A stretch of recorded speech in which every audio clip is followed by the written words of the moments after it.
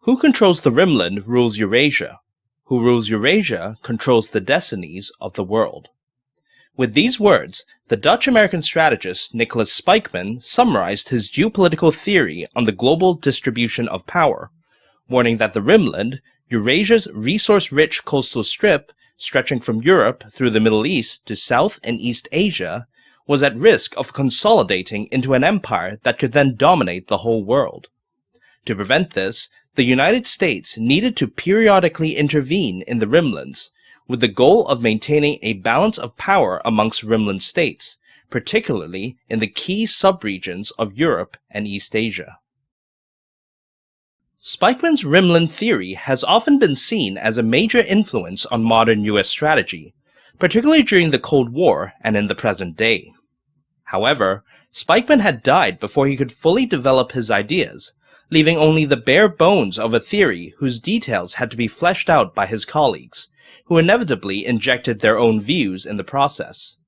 In addition, when strategy makers later tried to apply this reconstructed Rimland theory to real life, they often modified it even further in order to align it with prevailing strategic and political realities, as well as to compensate for various flaws that Spykman had overlooked in his original thinking.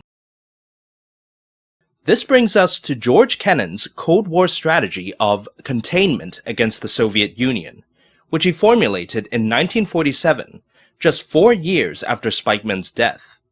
While it's unclear, though likely, whether Kennan had ever read Spykman, his approach undoubtedly echoes many elements of the Rimland theory, though with unique nuances and emphases that reflect Kennan's own thinking. Combined, these ideas established the framework for how America would wage the Cold War. The origins of containment can be traced back to the rapid breakdown of the Grand Alliance between the Soviet Union and the United States following World War II. Under wartime President Franklin D. Roosevelt, there had been optimism for what could be called idealistic internationalism, where stability and justice within the international order would no longer depend on raw state power, but instead on the procedural mechanisms of international law, embodied by the United Nations. Under this ideal, America and the Soviet Union would retain leading roles as joint enforcers of the new order, impartially upholding UN resolutions to guarantee lasting peace and stability. By 1947, however, it had become clear to now President Harry S. Truman that the US and USSR held fundamentally irreconcilable visions for the post-war world order, with neither willing to yield to the other nor to the United Nations. As such, rather than cooperating as joint enforcers, each preferred to use its power to secure ideological dominance over the world. This led to intensifying geopolitical competition. The Soviets sought to expand into Eastern Europe and the Middle East, while US-aligned European powers tried to re-establish their imperial colonies in Southeast Asia. Caught in the middle were the defeated and occupied Axis powers Germany and Japan, where the breakdown of Allied consensus led to policy gridlock and the continuation of punitive measures that prolonged the misery of their populations. For the US, this reassessment of Soviet intentions demanded a new framework to guide policy. This was especially so given the USSR's perceived advantages in the post-war world. Not only was it surrounded by power vacuums thanks to the wartime devastation of Germany, Japan, Europe, and China, but its totalitarian system was also estimated to be capable of mobilizing just as many resources as the US, despite having only a quarter of the latter's GDP. By contrast, America faced much stronger headwinds when it came to projecting power. Already, its military spending stood at a mere 7% of GDP compared to the Soviets' 14%. But crucially, Truman wanted to slash it down even further, even claiming to want 2%. This was less geopolitical calculation and more political necessity. Facing almost certain defeat in the 1948 election, Truman could not afford to antagonize the many isolationists in the American Midwest, who expected Washington to cut down on overseas intervention. He was correct. Truman famously eked out an upset victory in that election, in large part due to carrying two Midwestern states by margins of less than 1%. In short, growing Soviet strength and mounting U.S. constraints meant that Washington's existing approach, sending forces to stop the Soviets whenever they advanced beyond the Iron Curtain, would be unsustainable within just a few years. It thus fell to Secretary of State George Marshall, lionized as the so-called organizer of victory during World War II, to develop a new strategy. Recognizing that this challenge required a specialized team with the resources and time to take a broad, long-term perspective on global events, Marshall, in turn, established the Policy Planning Staff at the State Department, envisioning it as the civilian equivalent to the Operations and Plans Division within the U.S. Army's General Staff. He tasked this group with a simple, central question: how and where could the U.S. effectively resist Soviet expansion, given its constrained resources? To find the answer, Marshall turned to a rising star in the State Department, a diplomat and geopolitical lecturer named George Kennan. Prior to his appointment as director of the Policy Planning Staff, George Kennan had served at the U.S. Embassy in the Soviet Union, where he had authored the celebrated Long Telegram in 1946. In it, Kennan argued that the Soviets had no intention of cooperating with Roosevelt's vision of idealistic internationalism. Instead, they would aggressively compete with the U.S. for global influence. Indeed, for several years, Kennan had been urging Washington to start the struggle while the Soviets still depended on U.S. aid, even suggesting that America should withdraw from World War II if Moscow insisted on dominating Eastern Europe. Kennan's emphasis on the centrality of state competition has placed him alongside Spykman in the realist school of international relations, though as mentioned, it is unclear, though likely, whether Kennan ever encountered Spykman's ideas. Even so, Kennan didn't simply borrow everything from the Rimland Thesis, and his strategy would blend his own takes on realist and Rimland geopolitics with elements of idealistic anti-communism and even American isolationism. Kennan's unique thinking shines through in his explanation for why the US and USSR were destined to compete in the post-war world. For Spykman, such a rivalry was inevitable within the anarchic state system. By contrast, Kennan, both in his Long Telegram of 1946 and his anonymous X article a year later, argued that expansionism was not inherent to the Russian people, but instead stemmed from Soviet leaders needing a permanent external threat to justify their dictatorial powers. This perspective was somewhat self-congratulatory, as it pinned all the blame for global tensions on the Soviet regime, while depicting American democracy as innocent and naturally power-averse. But it also informed Kennan's ideal outcome for the Cold War, one where the Soviets were stopped from world domination, but without the US becoming permanently mobilized and therefore dictatorial in the process, as American isolationists feared might happen with the creation of a so-called military-industrial complex. If, in the short run, the US could quickly establish a stable balance of power with the USSR, while also rehabilitating its allies in Europe and Asia, then over the medium run, America could shift the burden of maintaining that balance back to those allies, which in the long run would allow Washington to demobilize, withdraw back across the oceans, and revert to being a peacetime society. Indeed, the main reason why Kennan urged confrontation with the Soviets as soon as possible was that, if Washington let Moscow pick off too many existing or potential allies, then preserving the balance of power would require America to undertake a massive and long-term mobilization, one that would ultimately destroy the very society it was meant to defend. In such a way, Kennan ultimately circles back to George Marshall's original question: How could the US, with constrained resources and devastated allies, effectively balance out the Soviets in the short run? Once again, Kennan distinguishes himself from Spykman and other realists by downplaying the importance of hard military power in achieving that balance.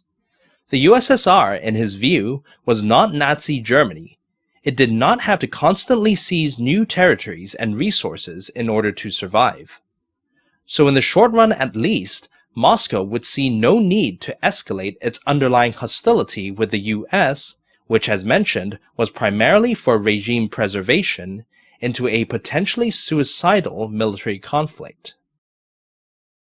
Instead, the Soviets would operate below the threshold of direct military confrontation, waging so-called political warfare via civilian, paramilitary, or covert channels, with the goal of eventually dominating peoples, parties, and even entire governments.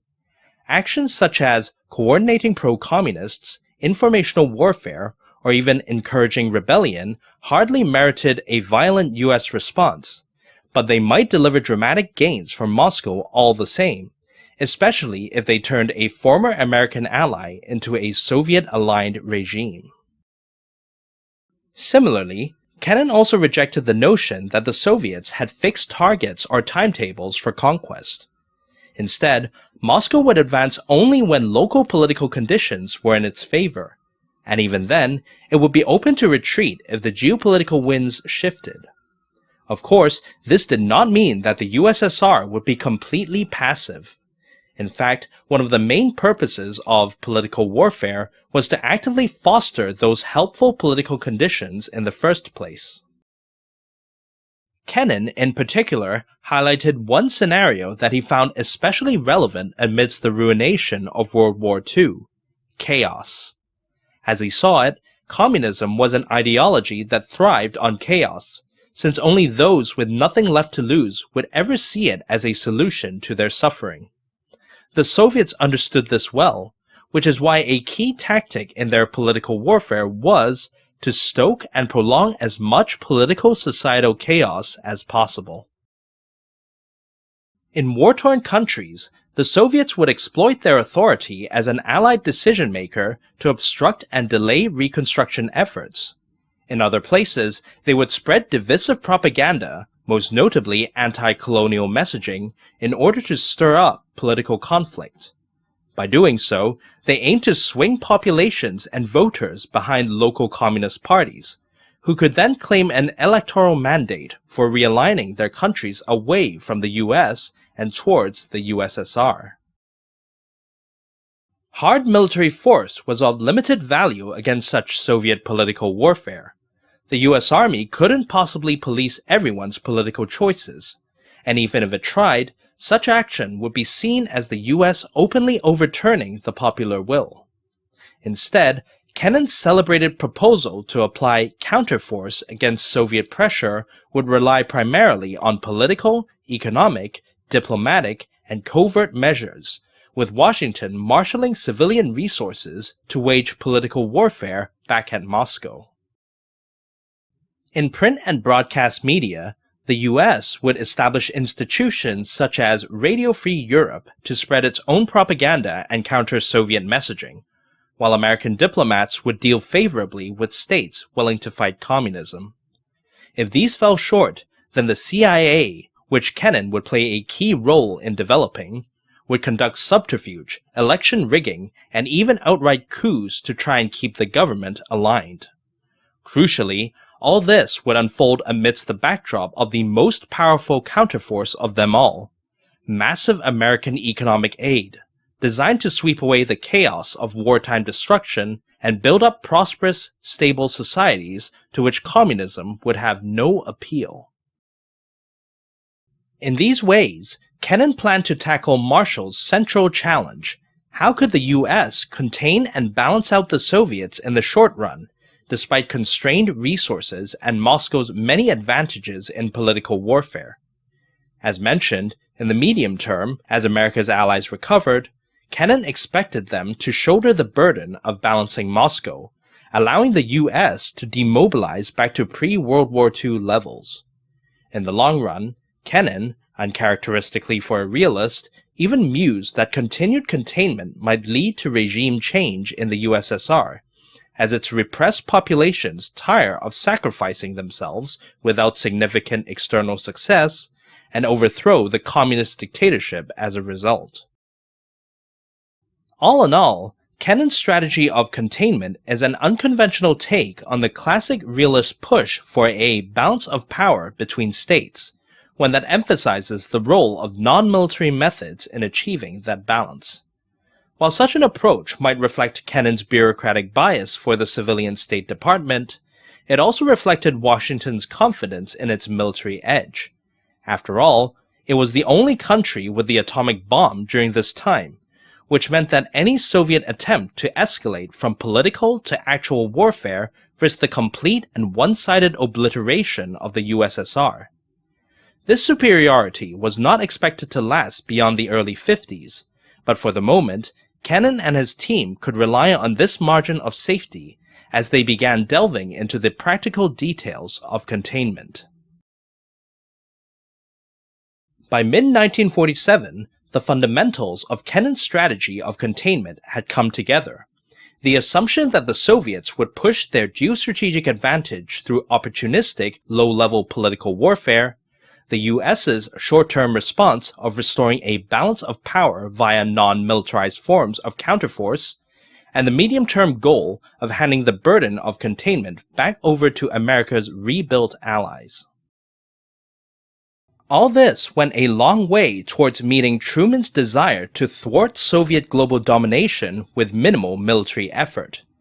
But for the strategy to be fully complete, one last set of questions had to be answered. Where exactly should containment be applied? After all, the entire post-war world seemed to be descending into chaos, with the USSR taking advantage to spread its influence all across Eurasia. In war-ravaged Europe, communist parties were gaining electoral and political momentum, not only behind the infamous Iron Curtain, but in Western Europe as well. Things looked even worse in East Asia, where the Chinese Communist Party was beginning its eventual conquest of mainland China, while in the Middle East and Southeast Asia, Moscow was poised to exploit new geopolitical opportunities exposed by the receding tide of European imperialism. Washington's immediate response was exemplified in March 1947 with the proclamation of the Truman Doctrine, prompted by the intensifying communist insurgency in Greece. In it, Truman pledged U.S. economic and financial aid to all so-called free peoples of the world resisting implied Soviet and communist domination. The scope of this policy alarmed Kennan, however, who worried that the doctrine would inevitably drag the U.S. into every Eurasian conflict, draining it thoroughly while contradicting Truman's electoral pledge to reduce defense spending. Kennan therefore emphasized the need for the U.S. to prioritize, focusing containment efforts on regions and states that would actually help balance against the Soviets. Here, Spykman's geostrategic ideas proved to be a helpful starting point, with his Rimland thesis pointing out that the vast majority of Eurasia's power lay within its long coastal arc, especially in the industrially significant subregions of Western Europe, East Asia, and potentially South Asia. As usual, however, Kennan inserted his own changes. Like Spykman, he dismissed India as a relevant power center during his day due to perceived low development. Unlike Spykman, he used that same logic to also dismiss China and all of East Asia beyond Japan.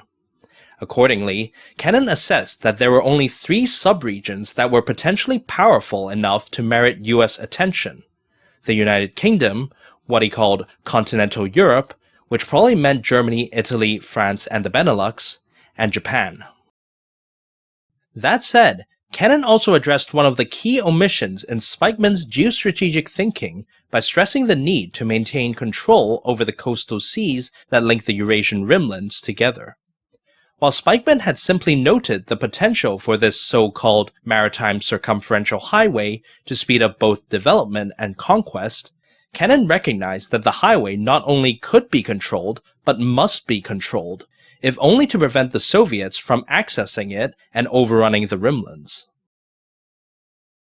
Consequently, Kennan also prioritized containment for two other subregions that were not powerful in themselves, but overlooked key maritime choke points around Eurasia. First, the Middle East with its Suez Canal, and second, what he deemed the offshore island chain in East and Southeast Asia, which stretched from Okinawa through the Philippines and down to Indonesia. Beyond these subregions, Kennan advocated disengagement. Though he personally despised most indigenous societies, Kennan nevertheless conceded that the days of effortless imperial control were over, and any attempt to retake European colonies would only prompt the locals to call in the Soviets. Indeed, on many occasions, Kennan would even argue for US disengagement from priority subregions, reasoning that such a move would also diminish the subregion's importance to Moscow, opening the door for a mutual pullback that would allow for more reprioritization or even demobilization. By listing out his geostrategic criteria, Kennan hoped to establish a foolproof system for prioritization, one that would clearly and convincingly determine whether the US should or should not get involved in any given conflict. But foreign policy is rarely that straightforward, and there are numerous other reasons that can push a nation towards intervention, as Kennan himself was soon to discover.